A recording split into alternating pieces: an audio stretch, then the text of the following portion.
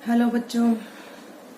तो लास्ट की वीडियो में हमने इंट्रोडक्शन दिया था चैप्टर 3 का motion in a straight line about dynamics, kinematics and statistics, mechanics, object in motion, rectilinear motion, translatory motion and point mass क्या होता है, सर्कुलेटरी एंड रोटेटरी मोशन में क्या डिफरेंस है। तो ये सब हमने लास्ट वीडियो में पढ़ाया था। अब हम चलते हैं बेटा आगे। Frame of reference. Frame of reference मतलब बेटा रेफरेंस जैसे कि एक होता है कि हेल्प, किसी की हेल्प, रेफरेंस, ठीक है। तो जैसे आप बोलते हैं रेफरेंस बुक, हेल्प बुक, इसी तरीके से रेफरेंस जो वर्ड है, फ्रेम मतलब इस तरीके से समझेंगे बेटा इस चीज को हम। जैसे लेट हमें किसी भी ऑब्जेक्ट की हमें क्या बतानी है बेटा, पोजीशन बतानी है। हमें किसी भी ऑब्जेक्ट की पोजीशन बतानी है, तो उसकी जो पोजीशन बताने के लिए हमें एक रेफरेंस पॉइंट चाहिए होता है, और एक system having the set of axis, ठीक है। एक्सिस आपने पढ़े होंगे 10th क्लास तक, एक्स एंड वाई एक्सिस, इनके बारे में पढ़ा होगा आपने सिर्फ दो ही एक्सिस पढ़े होंगे 10th क्लास तक, X axis and Y axis. तो अब 11th में आप थर्ड एक्सिस पढ़ोगे, that is called Z axis, ठीक है। तो और आपने ये भी पढ़ा होगा, जैसे मैं आपके यहाँ एक ज्योमेट्री बना रही हूँ, आपने ये पर सब पढ़ा होगा 10th क्लास में। इसको बोलते हो आप एक्स एक्सिस एंड इसको बोलते थे वाई एक्सिस। और जो ये जो बीच में पॉइंट होता था जिसको आप बोलते थे ओरिजिन, ठीक है। तो ये point of intersection of two axis होता था, X and Y axis. Point of intersection of two axis X and Y axis का होता था। तो इसी तरीके से जो इसको हम बोल देते हैं रेफरेंस पॉइंट, या फिर पोजीशन ऑफ द ऑब्जर्वर, या फिर ओरिजिन बोल देते हैं। हम अब अपनी 11th क्लास के लेवल पर एक थर्ड एक्सिस के बारे में और पढ़ेंगे, जो कि एक्स एक्सिस और वाई एक्सिस दोनों के क्या होता है बेटा, परपेंडिकुलर होता है। एक्स एक्सिस और वाई एक्सिस तो है एक दूसरे के परपेंडिकुलर। देखो बेटा इनके बीच 90 का एंगल है, ये 90 का एंगल है इन दोनों के बीच में, X axis and Y axis के बीच में। अब हम थर्ड एक्सिस को इंट्रोड्यूस करेंगे, जो कि एक्स एक्सिस और वाई एक्सिस दोनों के परपेंडिकुलर होता है। क्या होता है, एक्स एक्सिस और वाई एक्सिस दोनों के परपेंडिकुलर होता है। तो जैसे इसके लिए आप इस तरीके से बना सकते हो बेटा, जैसे लेट ये आपका एक्स एक्सिस है, ठीक है, और ये आपका क्या है बेटा, वाई एक्सिस है। ये क्या है आपका वाई एक्सिस। तो जेड एक्सिस, थर्ड एक्सिस जो होगा बेटा इस तरीके से होगा। किस तरीके से होगा, इस तरीके से। मैं आपको दिखा देती हूँ। जैसे ये बेटा ये है, देखो आपका ये मेरा एक्स एक्सिस है और ये मेरा वाई एक्सिस है, ठीक है। तो ये जो तीसरा है, ये जो होगा इनके ऊपर है, that is a Z axis. ये कौन सा एक्सिस है बेटा, ये जेड एक्सिस होगा, ठीक है। ये एक्सिस ऊपर भी जाएगा और ऐसे ही कहाँ होगा, नीचे भी होगा, ठीक है। तो इस तरीके से ये तीनों ही एक्सिस एक दूसरे के क्या होते हैं बेटा, परपेंडिकुलर होते हैं, ठीक है। देखो ये तुम्हारा बेटा क्या है, एक्स एक्सिस है, और ये आपका क्या है बेटा, वाई एक्सिस है, और ये आपका क्या है, जेड एक्सिस है, ठीक है। देखो ये एक्स एक्सिस और वाई एक्सिस है, इन दोनों के बीच कितने का एंगल है, 90 डिग्री का। कितने का एंगल है, 90 डिग्री का। ऐसे ही ये एक्स एक्सिस है और ये वाई एक्सिस है और ये जेड एक्सिस है। तो वाई एक्सिस जो हमारा है, वाई एक्सिस, और ये जेड एक्सिस जो है, इनके बीच कितने का एंगल है, 90 डिग्री का। ऐसे ये मेरा एक्स एक्सिस है और ये मेरा जेड एक्सिस है, इन दोनों के बीच में कितने का एंगल है बेटा, 90 डिग्री का। तो इस तरीके से ये तीनों एक्सिस क्या होते हैं बेटा, एक दूसरे के परपेंडिकुलर होते हैं। आपने सिर्फ 10th में दो ही एक्सिस पढ़े होंगे, एक्स और वाई एक्सिस। आज हमने तीसरा एक्सिस इंट्रोड्यूस करा है, that is called Z axis. तो इसको हम बोलते हैं रेक्टेंगुलर कोऑर्डिनेट सिस्टम। क्या बोलते हैं इसको हम, रेक्टेंगुलर कोऑर्डिनेट सिस्टम, ठीक है। तो रेक्टेंगुलर कोऑर्डिनेट सिस्टम, ये जो रेक्टेंगुलर कोऑर्डिनेट सिस्टम बेटा इसलिए ले रहे हैं कि हमें अगर किसी भी पॉइंट की पोजीशन बतानी है, तो एक हम अपना रेफरेंस फ्रेम लेंगे, ठीक है। तो हम फ्रेम कौन सा ले रहे हैं, रेफरेंस फ्रेम। देखो बेटा अभी कोऑर्डिनेट सिस्टम तो काफी होते हैं।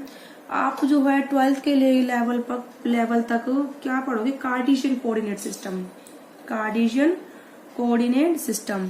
ऐसे स्फेरिकल कोऑर्डिनेट सिस्टम भी होता है, सिलेंड्रिकल कोऑर्डिनेट सिस्टम भी होता है, circular coordinate system, plane coordinate system भी होता है ना। तो जो ये आप पढ़ोगे कौन सा वाला पढ़ोगे 11th-12th में, कार्टेशियन कोऑर्डिनेट सिस्टम, जिसमें क्या होते हैं, 3 एक्सिस होते हैं और तो हम 3 एक्सिस होते हैं, X Y and Z axis, ठीक है। तो आप लिखोगे for reference frame we take Cartesian coordinate system. क्या बोलते हैं बेटे इसको, और इसको हम रेक्टेंगुलर कोऑर्डिनेट सिस्टम भी बोल देते हैं। कार्टेशियन कोऑर्डिनेट सिस्टम, और इसको बेटा हम बोल देते हैं रेक्टेंगुलर कोऑर्डिनेट सिस्टम भी।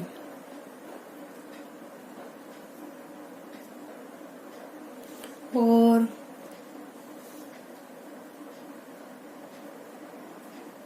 रेक्टेंगुलर कोऑर्डिनेट सिस्टम, ठीक है।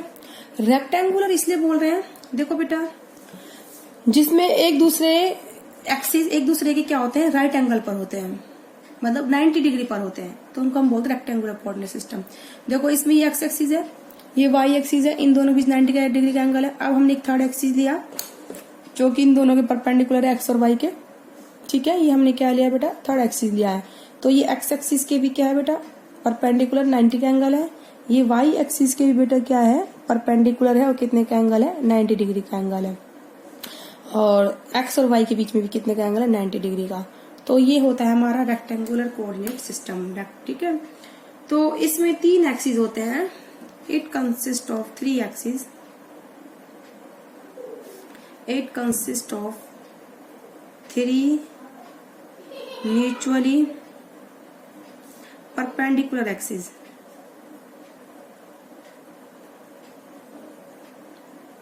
ठीक है, that is X Y and Z axis, ठीक है, जिसमें 3 एक्सिस होते हैं, X Y and Z axis. तो इस तरीके से मैं आपको यहाँ बना के दिखा देती हूँ, ये किस तरीके से होता है, थोड़ा सा इसका ओवरव्यू। ये बेटा हम एक्स एक्सिस ले लेते हैं, ये हमारा वाई एक्सिस हो जाएगा, और ये हमारा जेड एक्सिस है। देखो बेटा, ये जो हमारा पेज है बेटा, पहले मैं आपको बता दूं, ये 2 डायमेंशनल है। ये जो हमारा पेज है ये 2 डायमेंशनल है, ठीक है। 2 डायमेंशन मतलब इसकी 2 साइड है मिला के ये एक पेज बन जाता है, लेंथ और ब्रेथ। क्या आपको हाइट की जरूरत पड़ती है एक पेज को बनाने में? क्या इसकी मोटाई बहुत ज्यादा होती है जिसको हम काउंट भी करें? नहीं होती। तो ये जो हमारा X Y and Z axis जो मैंने सिस्टम बनाया है, ये हमारा 3 डायमेंशनल है। कैसा है बेटा? 3 डायमेंशनल। तो 2 डायमेंशनल में 3 डायमेंशनल पिक्चर को बनाना एक इम्पॉसिबल है, ठीक है। तो हम अगर 2 डायमेंशनल में 3 डायमेंशनल पिक्चर को बनाएंगे तो कैसे बनाएंगे, थोड़ा एक हम उस चीज को खुद से समझना पड़ेगा। ऐसे समझना पड़ता है कि एक्स और वाई एक्सिस तो इस कॉपी के प्लेन में है, जो ये पेज है हमारा, और जेड एक्सिस जो बेटा ये ऐसे थोड़ा मैंने टेढ़ा बनाया, ये कहाँ है? बाहर की ओर, इस तरीके से। ये जेड एक्सिस इस तरीके से है, ठीक है। ये हमारा क्या है? जेड एक्सिस है, ठीक है। तो अब जेड एक्सिस ये तो नहीं है कि हम इस कॉपी पर पेन को चिपकाएंगे, ऐसे तो हम करेंगे नहीं। अगर आप बोर्ड पे भी बना रहे हो अपने बोर्ड पे, तो एक्स वाई एक्सिस है बोर्ड पे, तो आपने बना दिया, तो जेड एक्सिस को आप ऐसे पेन लगा के या कुछ भी लगा के चिपकाओगे नहीं, तो उसको साथ के साथ वहीं लिखो करोगे, इस ज्योमेट्री को बोर्ड पे ही बनाओगे। तो उसके लिए हम थोड़ा इस तरीके से बना के दिखा देते, हल्का सा टेढ़ा, कि ये कौन सा है? जेड एक्सिस है। तो स्टूडेंट्स अपने आप ही उनको धीरे धीरे आदत हो जाती है कि ये जेड एक्सिस क्या है? Perpendicular to the plane in outward direction. क्या है बेटा? ये perpendicular to the plane and in the outward direction है, ठीक है। स्टूडेंट्स अपने आप ही समझ जाते हैं कि आउटवर्ड डायरेक्शन में है, और प्लेन के क्या है बेटा?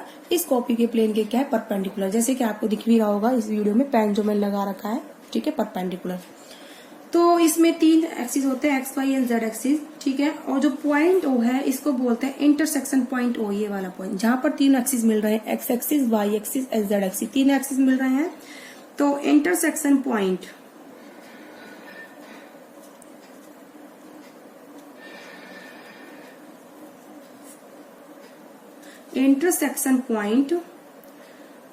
of 3 axes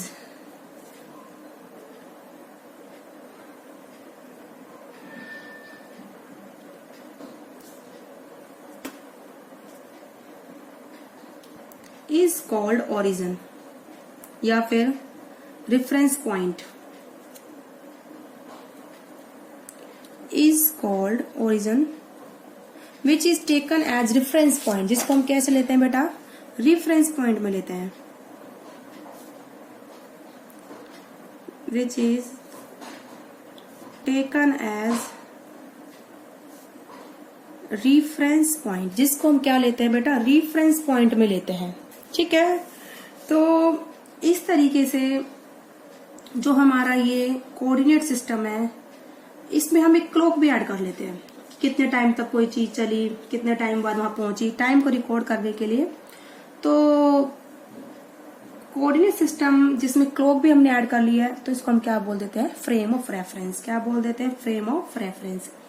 अब किसी भी ऑब्जेक्ट की पोजीशन कैसे डिस्क्राइब करेंगे, इन टर्म्स ऑफ कोऑर्डिनेट। देखो जैसे मैंने अभी यहाँ पे बनाया था, ये मेरा एक्स एक्सिस था बेटा, ये मेरा वाई एक्सिस था, and this is the Z axis. Let कोई ये हमारा ओरिजिन है, रेफरेंस पॉइंट है। ठीक है, यहाँ पर लेट हमारी कोई भी ऑब्जेक्ट है, ह्यूमन है, कोई भी बॉडी है। ठीक है, तो इसकी लोकेशन एक्स एक्सिस पर कितना डिस्प्लेसमेंट है, कितना डिस्टेंस है इसका, वाई एक्सिस पर कितना डिस्टेंस है, जेड एक्सिस पर कितना है। ठीक है, इस तरीके से हम उसके कोऑर्डिनेट्स देंगे, X small Y and small Z. Clear है बेटा, इस तरीके से हम क्या देंगे, इसके कोऑर्डिनेट। तो पोजीशन किसी भी ऑब्जेक्ट की डिस्क्राइब करने के लिए हम क्या देंगे, कोऑर्डिनेट। क्या देंगे बेटा, उसके कोऑर्डिनेट हम किससे देते हैं, एक्स वाई एंड जेड।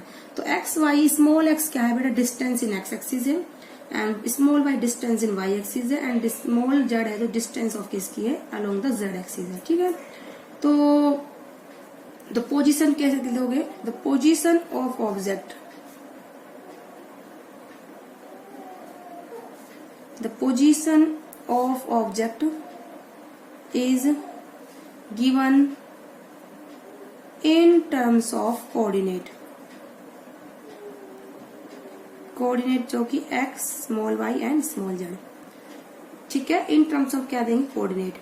तो ये वैसे होते क्या है कोऑर्डिनेट, ठीक है, लिए भी मैं लिख देती हूँ, द डिस्टेंस कोऑर्डिनेट्स जो होती हैं, coordinates are the distance of object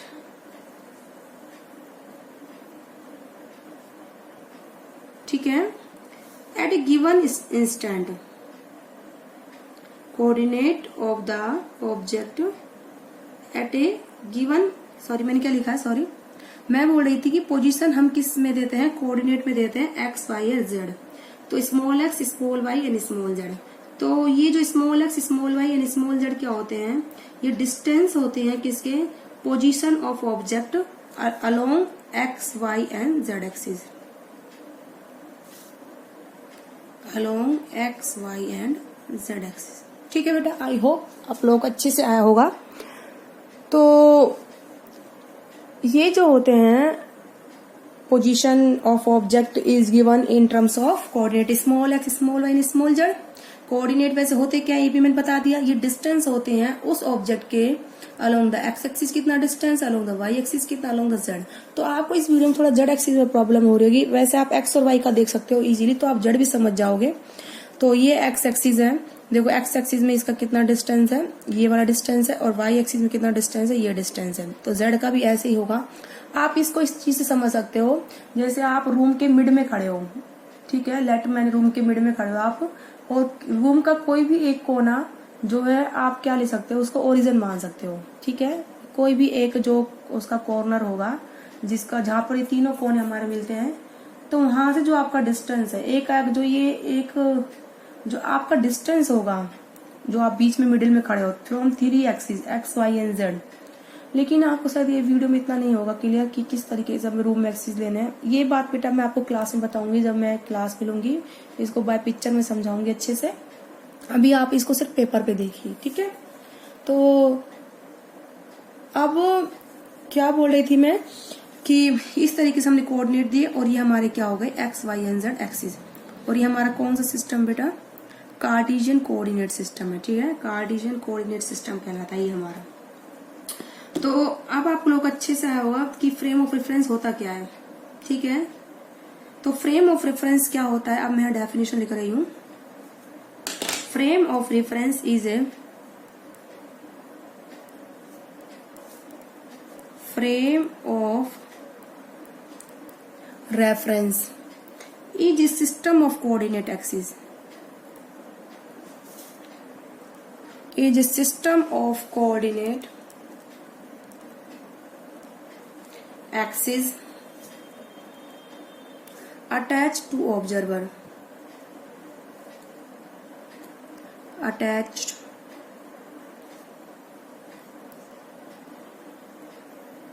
to observer. Attached to observer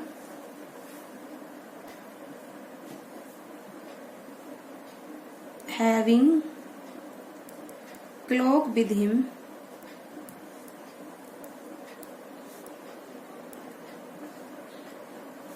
with respect to which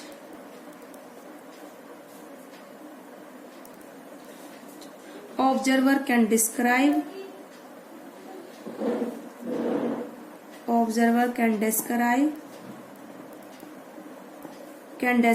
position,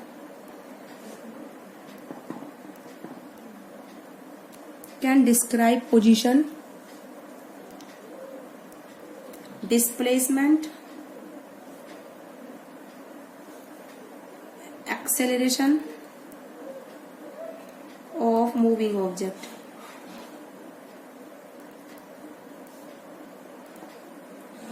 ठीक है बेटा। तो frame of reference is of two type. चले, फ्रेम ऑफ रेफरेंस दो तरह के होते हैं। अब देखो बेटा, मैंने ये पहले लिखा क्या है। फ्रेम ऑफ रेफरेंस क्या हो गया? सिस्टम ऑफ कोऑर्डिनेट एक्सिस है जो ऑब्जर्वर से अटैच होता है और उसके हाथ में क्लॉक होती है, तो वो जिससे वो ऑब्जेक्ट की पोजीशन को, डिस्प्लेसमेंट को और एक्सेलरेशन को क्या कर सकता है? ऑब्जर्व कर सकता है, मेजर कर सकता है। राइट, यहाँ पर हमारा ऑब्जर्वर है इस ओरिजिन पर, उसके हाथ में क्लॉक है।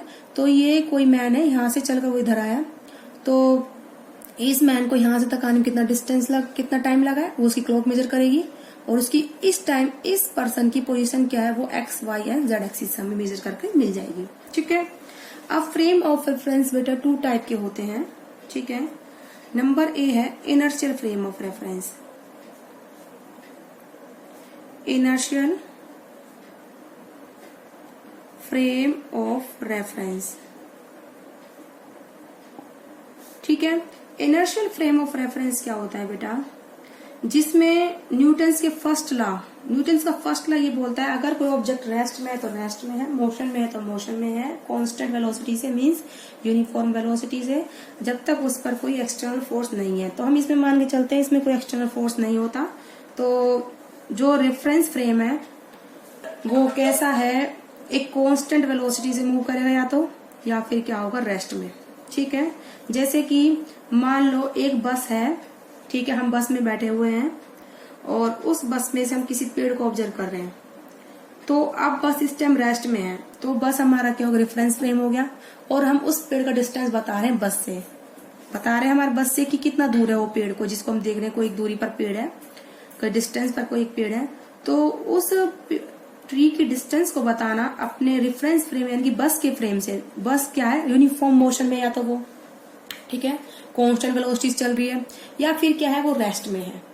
तो जो हमारा बस एक फ्रेम ऑफ रेफरेंस है वो कैसा कहलाएगा?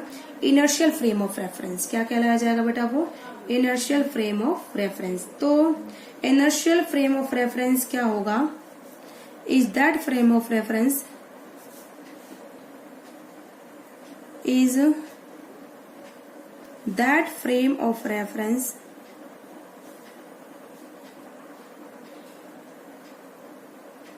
inertial frame is that frame of reference in which Newton's first law of motion hold good।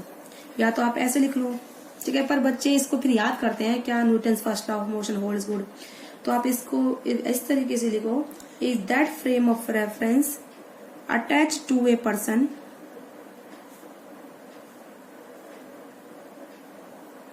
which is at rest और या फिर moving with uniform velocity या तो वो फ्रेम बेटा रेस्ट में होगा या फिर वो फ्रेम ऑफ रेफरेंस कैसा होगा, कांस्टेंट वेलोसिटी या फिर यूनिफॉर्म वेलोसिटी से मूव करेगा। ठीक है, that is called inertial frame of reference. अब हम चलते हैं नंबर बी पॉइंट पर, non inertial frame of reference. Non inertial frame of reference. तो non inertial frame of reference बेटा क्या होता है, जिसमें हमारे न्यूटन्स के लॉ होल्ड नहीं होते, या फिर ए फ्रेम ऑफ रेफरेंस, ठीक है, which is move with variable velocity. कैसे मूव करता है, एक वेरिएबल वेलोसिटी से मूव करता है। तो non inertial frame of reference is frame attached to a person, attached to a person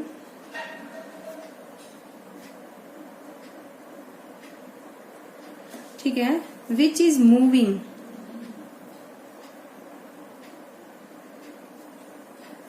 with variable velocity। ठीक है, वेरिएबल वेलोसिटी से क्या होगा, उसमें वेलोसिटी क्या होगी, चेंज होगी। और उसमें हम ये भी ले सकते हैं एक्सेलरेशन हो, मतलब it means should be accelerated, should be accelerated. ठीक है, वो क्या होना चाहिए बेटा, एक्सेलरेट होना चाहिए। अब देखो इनर्शियल फ्रेम ऑफ रेफरेंस में जो है कांस्टेंट वेलोसिटी से मूव कर रहा है, तो एक्सीलरेशन बेटा कितना होगा, 0। और इस वाले केस में जो एक्सीलरेशन होगा बेटा नॉट इक्वल टू 0। ठीक है, अब इसका एग्जांपल मैं आपको दिखाती हूँ बेटा, वेरी बेस्ट एग्जांपल। जैसे कि आप इस तरीके से देखो, हमारी जो अर्थ है, ठीक है, वो कॉन्टिन्यूसली मूव कर रही है सर्कुलर पाथ में अबाउट द सन। ठीक है, तो अब क्या है बेटा, अर्थ है जो रिवॉल्व करती है around the sun in a circular orbit, और वो स्पिन भी करती है अपने एक्सिस पर। तो जो हमारी अर्थ की वेलोसिटी है वो चेंज होती है, ये आपको अच्छे से पता है।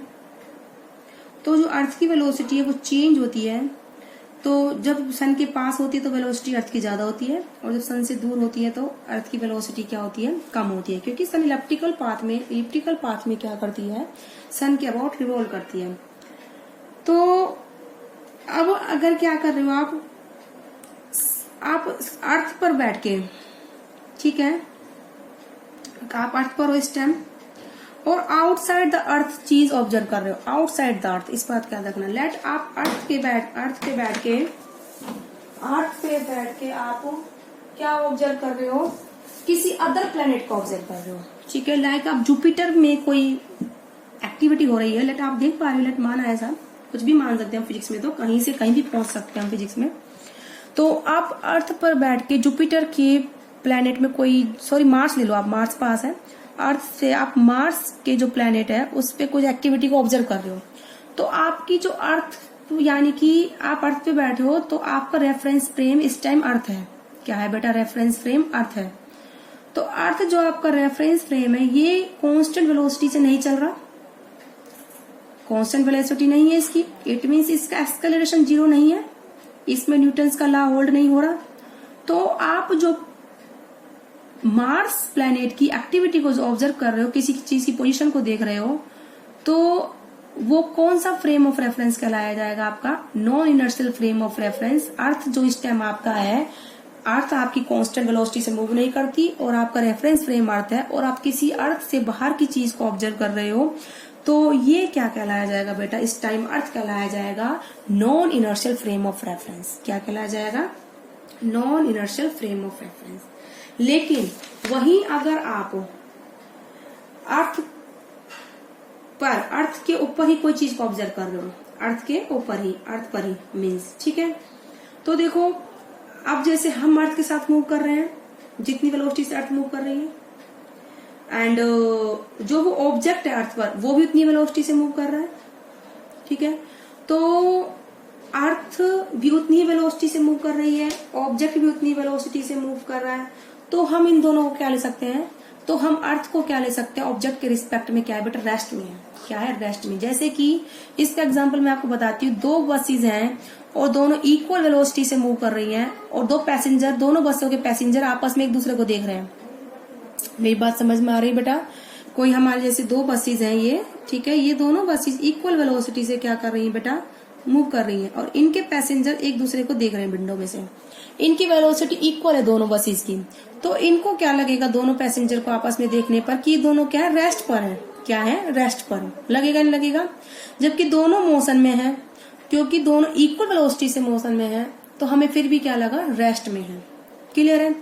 अब जो ये बस के अंदर जो पर्सन है और फर्स्ट बस के अंदर जो पर्सन है सेकंड बस के अंदर की ऑब्जर्व कर रहा है, सेकंड बस के अंदर जो पर्सन है उनको ऑब्जर्व कर रहा है कि उसकी पोजीशन कहाँ है, कैसे है। तो ये जो फर्स्ट बस है, ये जो रिफरेंस फ्रेम कैसा कहलाया जाएगा बेटा, इनर्शियल फ्रेम ऑफ रेफरेंस। क्या कहलाया जाएगा, inertial frame of reference. Clear है? क्योंकि इस ऑब्जेक्ट के रिस्पेक्ट में, इस बस के रिस्पेक्ट में ये वाली बस जो है कैसी है बेटा, रेस्ट में है। सेकंड बस के रिस्पेक्ट में फर्स्ट वाली बस कैसी है बेटा, रेस्ट में है, बिकॉज। ठीक है। ऐसे ही अर्थ के ऊपर कोई एक्टिविटी, जैसे अर्थ, हम जो अर्थ है उससे अटैच्ड है इस टाइम, और हम किसी और ऑब्जेक्ट को क्या कर रहे हैं, ऑब्जर्व कर रहे हैं। ठीक है। तो अर्थ जो हमारे इस टाइम रेफरेंस फ्रेम है और कोई ऑब्जेक्ट है, दोनों की वेलोसिटी क्या है, सेम है, तो हम उन दोनों को कैसे ले सकते हैं, एक दूसरे के रेस्पेक्ट में बेटा वो क्या है, रेस्ट में है। तो हमारा अर्थ जो फ्रेम ऑफ रेफरेंस है वो कैसा होगा बेटा, रेस्ट में। तो आई होप ये आपको अच्छे से आया होगा, रेफरेंस फ्रेम क्या होता है। थोड़ा सा ये टॉपिक टिपिकल होता है, बच्चों को समझ में कम आता है कि व्हाट इज रेफरेंस फ्रेम। तो आई होप आप लोगों को काफी हद तक क्लियर हुआ होगा। इसके बाद हम चलेंगे 1 dimensional motion, 2 dimensional, 3 dimensional motion in the next video. Okay बेटा।